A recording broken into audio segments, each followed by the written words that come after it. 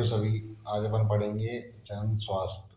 ठीक है, इसकी एनसीईआरटी हाईलाइट को कवर करेंगे विद पीवाईक्यू। ठीक है, इसमें 5 पॉइंट कवर करेंगे। जन स्वास्थ्य समस्या और कार्य नीतियाँ, जनसंख्या विस्फोट और जन्म नियंत्रण, सहगर्भता का चिकित्सा के समापन, यौन संचित रोग और बंध्यता। ठीक है, जो हाईलाइटेड जो लाइन है ना, उनको मैं कवर कराऊंगा जो कि नीट में आई हुई हैं और इम्पोर्टेंट है। ठीक है, अयो ये फिर इंट्रोडक्शन दे रखा ना, यहीं से क्वेश्चन आ चुका है नीट में।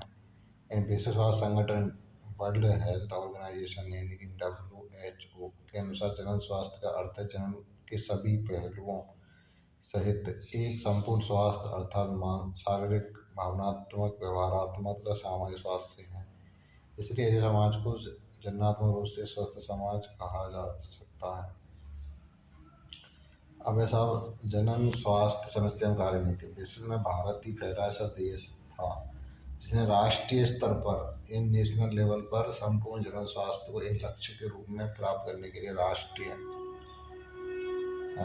कार्य योजना और कार्यक्रमों की शुरुआत करी। ठीक है, तो इन कार्यक्रमों को परिवार नियोजन, परिवार कल्याण के नाम से जाना जाता है। इनकी शुरुआत 1951 हुई है, नीट में आया कुछ समय।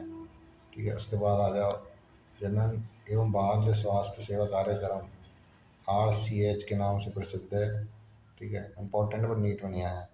उसके बाद हम देखो नॉर्मल चीज़ें हैं, इतना यहाँ तो कोई क्वेश्चन है भी ना, और अब थोड़ा वैसे पढ़ लेना, इम्पोर्टेंट नहीं है। लोगों को जनन स्वास्थ्य संबंधी समस्याएं जैसे सहगर्भता, प्रसव, यौन संचालित रोग, गर्भपात, गर्भनिरोधक, ऋतुस्राव एवं महामारी संबंधी समस्या, बंध्यता यानी कि बांझपन, जिनके बच्चे नहीं होते वो बांझ कहलाते हैं। ठीक है, आदि के बारे में चिकित्सा सहायता एवं देखभाल उपलब्ध कराना आवश्यक है। ठीक है, बढ़ती मादा भ्रूण हत्या की कानूनी रोक के लिए उलवेदन यानी एमनियोसेंटेसिस, जांच लिंग परीक्षण पर वैधानिक प्रतिबंध तथा व्यापक बाल प्रतिरक्षीकरण टीका आदि कुछ महत्वपूर्ण कार्यक्रमों को भी शामिल किया गया है। एमनियोसेंटेसिस में एमनियोटिक द्रव्य में घुले पदार्थ व विकासशील भ्रूण की कोशिकाओं का विश्लेषण किया जाता है।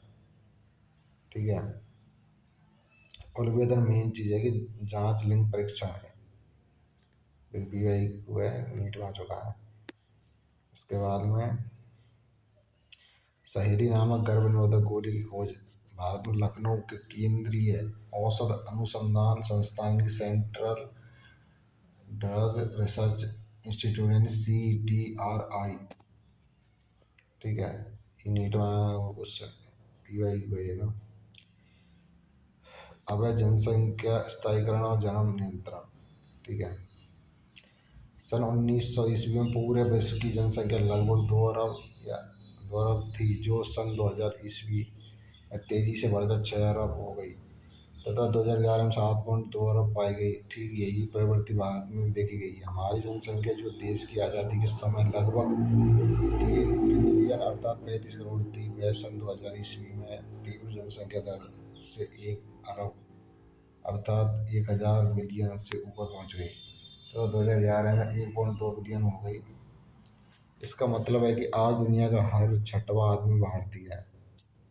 ठीक है, इन सब का कारण संभवतः मृत्यु दर में तीव्र गिरावट और मातृ मृत्यु दर, शिशु मृत्यु दर में कमी के साथ साथ जनन आयु के लोगों की जनसंख्या में वृद्धि हुई है। सन 2001 ईस्वी की जनगणना के अनुसार यह वृद्धि लगभग 2% अर्थात 1000 में से 20 व्यक्ति प्रति वर्ष थी। यद्यपि इस वृद्धि दर से हमारी जनसंख्या तेजी से बढ़ रही है। ठीक है, अब जैसे ये वर्ल्ड की 1900 सन 1900 में तो 2 अरब की, सन 2000 में 6 अरब, सन 2011 में 7.2, और आज़ादी के टाइम पे भारत की यही 35 करोड़, 2000 में 1 बिलियन, मतलब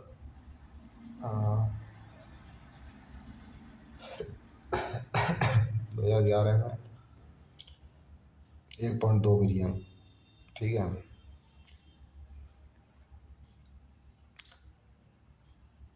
हमारे दो नारी के साथ प्रदर्शित किया जाता है बहुत ठीक है, ये नारा दिया जाए कि हम दो हमारे दो,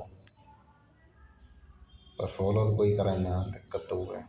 वैधानिक आयु स्त्री के लिए 18 वर्ष, मतलब स्त्री की तो पता ही है, जैसे विवाह करेंगे उस टाइम पे जो आयु होनी चाहिए स्त्री की 18 वर्ष होनी चाहिए, पुरुष की 21 वर्ष निश्चित है। ठीक है, एक आदर्श गर्भ निरोधक प्रयोगकर्ता के हितों की रक्षा करने वाला, आसानी से उपलब्ध और प्रभावी तथा जिसका कोई अनुषंगी प्रभाव या दुष्प्रभाव नहीं हो, या हो तो कम होना चाहिए। ठीक है, इसके साथ ही यह उपयोगकर्ता की काम इच्छा ये उपयोग करेगा ना, तो बाकी ऊपर डिपेंड है, प्रेरणा महत्व उन्हें बाधक ना होनी चाहिए। आजकल व्यापक परिधि के गर्भ निरोधक साधन जैसे कि आसानी से उपलब्ध हैं।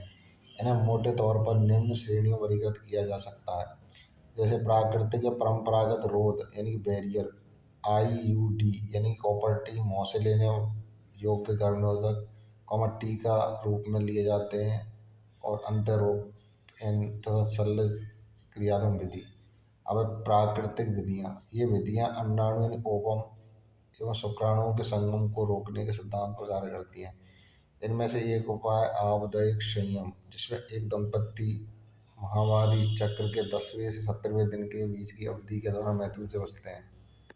ठीक है, ये पुरुष के लिए कॉन्डम है और ये स्त्री के लिए कॉन्डम। ठीक है, जो जन्म के टाइम पर जो सेक्स करते हैं ना मेल फीमेल, उस टाइम पर यूज करते हैं।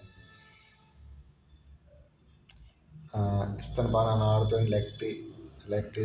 लैक्टेशन एमोनोरिया विधि भी इस तथ्य पर निर्भर करेगी कि प्रसव के बाद स्त्री तथा शिशु को भरपूर स्तनपान कराने के दौरान अंडोत्सर्ग आर्धचक्र शुरू नहीं होता। इसलिए जितने दिन तक माता शिशु को पूर्णतः स्तनपान कराना जारी रखती है, या अतिरिक्त दूध भी नहीं दिया जाना चाहिए। मतलब मेन चीज़ है कि माता को दूध ही देना चाहिए बच्चा को। ठीक है, वो लाभदायक रहे। ये अवधि 4 से 6 माह की होती है। गर्भधारण के अवसर पर लगभग शून्य, गर्भधारण के जो अवसर है बिल्कुल शून्य। इस टाइम यदि सेक्स करेंगे मेल फीमेल, तो वैसे भी मतलब इस टाइम में तो गर्भधारण है ना, वो हो नहीं पाएगा। ठीक है, बाद में ज़्यादा से ज़्यादा 6 माह की अवधि तक ही कारगर मानी जाती है यह विधि, चूँकि उपयुक्त विधियों में किसी दवा या साधन का उपयोग नहीं होता है, अतः इसके दुष्प्रभाव लगभग शून्य के बराबर है। हालांकि इसके असफल रहने की दर काफ़ी अधिक है। रोध या बैरियर विधियों के अंतर्गत रोधक साधनों के माध्यम से अंडाणु और शुक्राणु भौतिक रूप से मिलने से रोका जाता है। इस प्रकार के उपाय पुरुष एवं स्त्री दोनों के लिए उपलब्ध हैं। कंडोम जिसको निरोध बोलते हैं, शुक्राणु अंडाणु को मिलने से रोके, और लोकप्रिय है निरोध, इम्पोर्टेंट है, नीट में आई हुई है। ठीक है, शुक्राणु अंडाणु को रोकने की कौन सी विधि है, इसको मतलब क्या बोला जाता है, और वो लोकप्रिय भी है, उसको निरोध बोलते हैं, इसको कॉन्डोम। ठीक है, अब साहब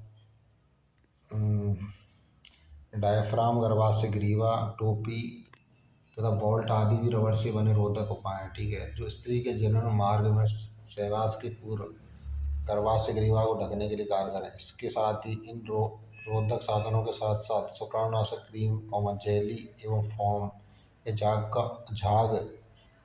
का प्रयोग का प्राय इस्तेमाल किया जाता है, जिससे इनकी गर्भ निरोधक क्षमता काफ़ी बढ़ जाती है। ठीक है, भारत में प्रभावी और लोकप्रिय विधि अंतर्गर्भाशय युक्ति यानी इंट्रा यूटेराइन डिवाइस यानी आईयूडी का उपयोग होता है। ये युक्तियाँ डॉक्टरों या फिर अनुभव नर्सों द्वारा योनि मार्ग में गर्भाशय में लगाई जाती हैं। तो आईयूडी है ना, वो डॉक्टर या फिर अनुभवी एक्सपीरियंस होल्डर जो नर्स रहे ना, उनके द्वारा योनि में लगाई जाए। आजकल विभिन्न प्रकार की अंतर्गर्भाशय युक्तियाँ उपलब्ध है, जैसे कि औषधि रहित, जिसमें मतलब कोई औषधि का उपयोग नहीं होता, औषधि रहित आईयूडी है, यानी लिपेबस लूपिस का एग्जाम्पल है। ताममोचक आईयूडी यानी कॉपर टी, कॉपर 7 मल्टीरोड 375। ठीक है, हार्मोन मोचक आईयूडी प्रोजेस्टार्ट LNG-20 है ना। अब देखो ये जो पी वाई को हमारा हुआ है जो कि हरे रंग से हाईलाइटेड है ना भाई, मल्टीपल बार रिपीटेड क्वेश्चन है। ठीक है, ये मल्टीपल बार, जैसे औषधि रहित, तामा मोचक और हार्मोन मोचक एक साइड में दे देंगे, फिर मिलान में दे देंगे उनके सामने कि ये इसका एग्जाम्पल है, जैसे औषधि रहित को है, लिपिपस लूप, ऐसे ना। तो भाई याद कर लेना, ठीक है। और पी वाई को मल्टीपल बार रिपीट भी हमें चीज़ ध्यान रखना, बायो में तो स्पेसिफिक। महिलाओं द्वारा खाए जाने वाले एक अन्य गर्भनिरोधक प्रोजेस्टेरॉन अथवा प्रोजेस्टेरॉन और एस्ट्रोजन का संयोजन है। मतलब जो गोली, मतलब गोली वगैरह खाए हैं तो प्रोजेस्टेरॉन प्रोजेस्टेरॉन प्लस एस्ट्रोजन मतलब रहे में। तो जो गोली रहे ना, ये 21 दिन तक प्रतिदिन ली जा है, ठीक है। नीट में वो क्वेश्चन पी आई गई है। अब इस गर्भनिरोधक गोली जिसके बारे में पहले चर्चा हो चुकी है कि एक गैर स्टेरॉयड सामग्री जो हफ्ते में एक बार ली जाने वाली गोली है, ठीक है। सहेली नाम है इसका, गर्भनिरोधक गोली गैर स्टेरॉयड है। नीट में वो क्वेश्चन है मल्टीपल बार। स्त्रियों द्वारा प्रोजेस्टेरॉन अकेले या फिर एस्ट्रोजन के साथ इसका संयोजन या संयोजन टीके या त्वचा के नीचे अंतरोप के रूप में किया जा सकता है। इसके कार्य की विधि ठीक गर्भनिरोधक गोली के भांति होती है तथा काफ़ी लंबी अवधि के लिए प्रभावशाली होती है। मैथुन के 72 घंटे के भीतर ही प्रोजेस्टेरॉन प्रोजेस्टेरॉन एस्ट्रोजन संयोजनों का प्रयोग या आईयूडी के उपयोग को आपातकालीन गर्भनिरोधक के रूप में बहुत ही प्रभावी पाया गया है। और इन्हें बलात्कार या सामान्य असुरक्षित यौन संबंधों के कारण होने वाली संभावित सगर्भता से बचने के लिए किया जाता है। शल्यक्रिया विधि ने बंध्यकरण भी कहते हैं। ये अंतरोप, देखो इस चित्र देखा, ये अंतरोप है। मतलब ये दे रखे ना स्टिक्स, ये मतलब त्वचा के नीचे लगाई जाम है, ठीक है।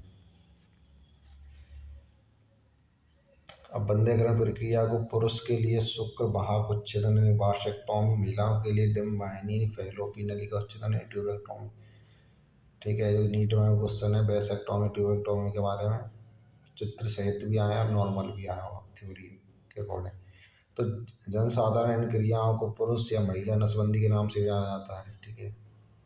और शुक्रवाहक उच्छेदन में अंडकोश से स्क्रोटम शुक्रवाहक में चीरा मारकर छोटा सा भाग काट कर निकाल दिया जाता अथवा बांध दिया जाता है। जबकि स्त्री के अंदर में छोटा सा चीरा मारकर तो योनि का डिम वाहिनी नलिका का छोटा सा भाग निकाला या बांध दिया जाता है। यह तकनीक बहुत ही प्रभावशाली है, पर इनमें लाने की गुंजाइश बहुत ही कम है। मतलब एक बार नसबंदी है, पर पहले ऐसी कंडीशन में लाना बहुत ही मुश्किल है, और ना के बराबर संभावना।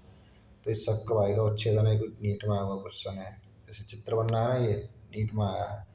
डम भाई नदी का बगल में दिख रही होगी, तो यम शुक्र वाहक में चीरा लगाने, मतलब सेम टू सेम यही चित्र हमको कुछ अलग ना बनी, ठीक है।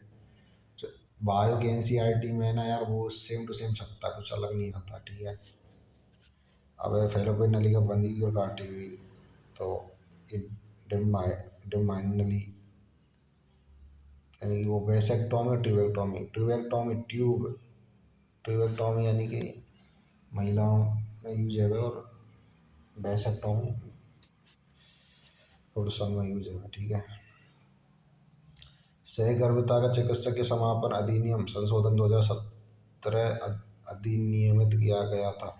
इस अधिनियम के अनुसार एक पंजीकृत चिकित्सक की राय पर गर्भावस्था के पहले 12 हफ्तों के भीतर कुछ निश्चित आधार पर गर्भावस्था समाप्त की जा सकती है। अगर गर्भावस्था 12 हफ्तों से अधिक लेकिन 24 हफ्तों से कम है, तो इस अवस्था में सहगर्भिता की चिकित्सा समापन के लिए निम्नलिखित आधार पर 2 पंजीकृत चिकित्सकों की राय लेनी पड़ेगी। फर्स्ट है, गर्भावस्था की निरंतरता में गर्भवती महिलाओं के जीवन के लिए जोखिम अथवा गंभीर शारीरिक चोट और शारीरिक व मानसिक स्वास्थ्य का खतरा है होता है इसमें। दूसरा, शारीरिक व मानसिक असमानताओं से पीड़ित या गंभीरता से विकलांग बच्चे के जन्म होने की संभावना खतरा रह है, ठीक है।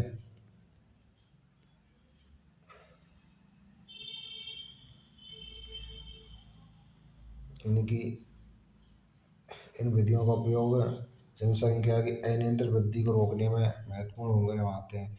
फिर भी इन उपायों के संभावित दुष्प्रभावों से मितली उदरीय पीड़ा, मितली समय उल्टी वगैरह, उदरीय पीड़ा, बीच बीच में रक्तस्राव, अनियमित आर्तव रक्तस्राव, यहाँ तक स्तन कैंसर जैसी घटनाएं भी हो जाती हैं।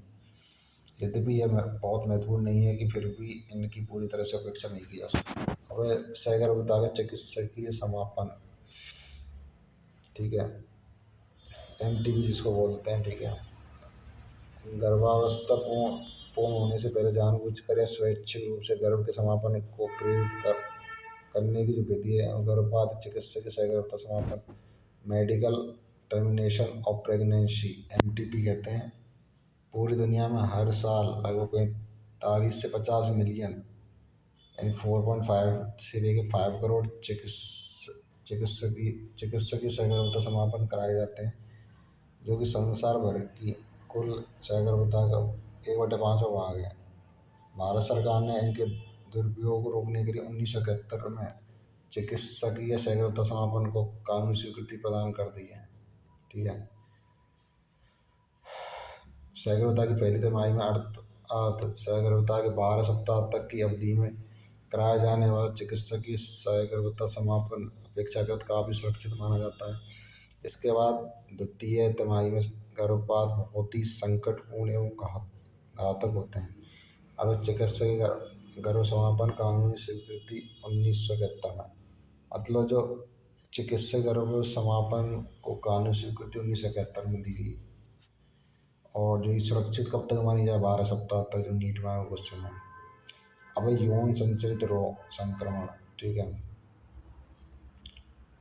उसके बाद बंधता है, फिर चैप्टर खत्म है, ठीक है। यौन संचरित संक्रमण की एसटीडी जिनको बोलते हैं, ठीक है। कोई भी रोग या फिर संक्रमण जो मैथुन द्वारा संचरित होते हैं, उन्हें सामूहिक तौर पर यौन संचरित संक्रमण एसटीआई या एसटीडी बोलते हैं, या फिर रजत रोग यानी कि पीडी, अथवा जनन मारणी आरटीआई यानी कि संक्रमण आ जाता है, ठीक है। सुजाग यानी गोनेरिया, सिफिलिस, शार्पिस, जननिक परिसर्प यानी जेनेटल हर्पीजा, क्लेमिडिया, ट्राइकोमोनास, लैंगिक मत्स्य, यकृतशोथवी, हाल ही में सर्वाधिक चर्चित एवं घातक एचआईवी यानी कि एड्स। भाई सबसे घातक है ये, यौन संचरित में संक्रामक रोग है। और इन सब के साथ एचआईवी संक्रमण सर्वाधिक खतरनाक है, ठीक है। यकृतशोथवी, जननिक परिसर तथा एचआईवी, 3 चीज़ याद रखनी, यकृतशोथवी, जननिक परिसर्प और तुम्हारा एचआईवी, ठीक है। संक्रमण को छोड़कर बाकी सभी यौन पूरी तरह से उपचार है, मतलब इनका उपचार ना है, क्योंकि नीट में आया क्वेश्चन है। यहाँ पे लिख रखा मैंने एचआईवी, यकृतशोथवी, जननिक परिसर्प, इनको ला इलाज, मतलब कोई इलाज ना है, नीट में बार बार रिपीट है हुआ क्वेश्चन है, ठीक है। जो कि श्रेणी से होता है, जरूर पीआईडी, गर्भपात, मृत शिशु जन्म, अस्थायी सगर्भता, बंधता, जन्म मार्ग कैंसर हो सकता है। यौन संचरित संक्रमण स्वस्थ समाज के लिए खतरा है, इसलिए इनकी प्रारंभ अवस्था पहचान तथा रोग के उपचार को जनन स्वास्थ्य सेवा कार्यक्रम के अंतर्गत प्रमुखता दी गई है। यद्यपि सभी लोग इन संक्रमणों के प्रति अति संवेदनशील हैं, लेकिन 15 से 24 वर्ष की आयु वर्ग के लोगों में इनकी घटना बहुत अधिक संख्या में दर्ज की गई है, ठीक है। जहाँ तक यौन संचित रोग जो है, मैं ना 15 से लेकर 24 साल की उम्र रहे ना, वहाँ में ज़्यादातर देखी जाए हैं। आप इन संक्रमणों से पूरी तरह से मुक्त रह सकते, बशर्ते आप भविष्य में नीचे दिए गए साधारण नियमों का पालन करें, जैसे अनजान व्यक्ति या बहुत से व्यक्तियों के साथ यौन संबंध न बनाए, पहला पॉइंट। सेकंड पॉइंट है मैथुन के समय यानी कि सेक्स के दौरान सदैव कंडोम का इस्तेमाल करने की कोशिश करें। थर्ड है, यदि कोई आशंका है तो तुरंत ही प्रारंभिक जांच के लिए किसी योग्य डॉक्टर से मिलें, और रोग का पता चले तो पूरा इलाज कराएं, ठीक है। अब बंध्यता, मतलब यहाँ से सर्वाधिक क्वेश्चन आए, ये लगा लो आप, बंध्यता आते हैं आदि लगा लो, जो क्वेश्चन आएगा ना तो यहीं पे आया हो, ये भी लगा लो पूरे चैप्टर में से, ठीक है। इसके अनेक कारण हो सकते, देखो जो बंधता है ना, इसके अनेक कारण हो सके, जो कि शारीरिक शारीरिक भी हो सके, जन्मजात भी हो सके, रोग जन्य भी हो सके, औषधिक या प्रतिरक्षात्मक, यहाँ तक कि मनोवैज्ञानिक भी हो सके, ठीक है। फिर भी जहाँ ऐसे दोषों को ठीक करना संभव नहीं है, वहाँ कुछ विषय तकनीकों द्वारा उनको बच्चा पैदा करने में मदद की जा सकती है। ये तकनीक सहायक जनन प्रौद्योगिकी यानी कि ART कहलाती है, ठीक है। आर्ट पात निषेचन यानी IVF, इन विट्रो फर्टिलाइजेशन, अर्थात शरीर से बाहर लगभग शरीर के भीतर जैसी स्थिति में निषेचन के द्वारा भ्रूण स्थानांतरण यानी कि ET ऐसा एक उपाय हो सकता है। इस विधि में जिसे लोकप्रिय रूप यानी टेस्ट ट्यूब बेबी कार्यक्रम के नाम से जाना जाता है, ठीक है। और इस यौनज या प्रारंभिक भ्रूण यानी 8 राष्ट्रमीटर तक को फैलोपियन नदी का स्थानांतरित किया जाता है, जिससे यौनज यानी अंतर्डिम्ब वाहिनी फैलोपी स्थानांतर अर्थात जाइगोट इंट्राफैलोपियन तो इस उससे परिवर्तन हेतु गर्भाशय में स्थानांतरित कर दिया जाता है। इसे इंट्रायूटेराइन ट्रांसफर यानी IUT बोलते हैं। जिन स्त्रियों में गर्भधारण समस्या होती है उनकी सहायता के लिए जीव निषेचन इन विवो फर्टिलाइजेशन, स्त्री के भीतरी यौगिकों को सम्मेलन से बनने वाले भ्रूण को भी स्थानांतरण के लिए प्रयोग में आया जा सकता है। अगला इसमें दाता से अंडाणु लेकर इन स्त्रियों की फैलोपियन नलिका में स्थानांतरित किया GIFT गिफ्ट बोला जाता है। इसको प्रयोगशाला में भ्रूण बनाने के लिए अंतःकोश के शुक्राणु निक्षेपण यानी कि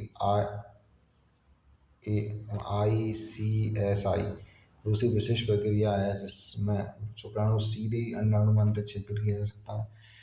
बंध्यता के ऐसे मामलों में जिनमें पुरुष साथी स्त्री को वीर्य सेचित कर सकने के योग्य नहीं है, अथवा जिसके स्खलित वीर्य में शुक्राणु संख्या बहुत ही कम है, ऐसे दोष का निवारण कृत्रिम वीर्य सेचन तकनीक से किया जा सकता है। इस तकनीक में पति या स्वस्थ दाता से शुक्राणु लेकर कृत्रिम रूप से या तो स्त्री की योनि में अथवा उसके गर्भाशय में प्रविष्ट किया जाता है।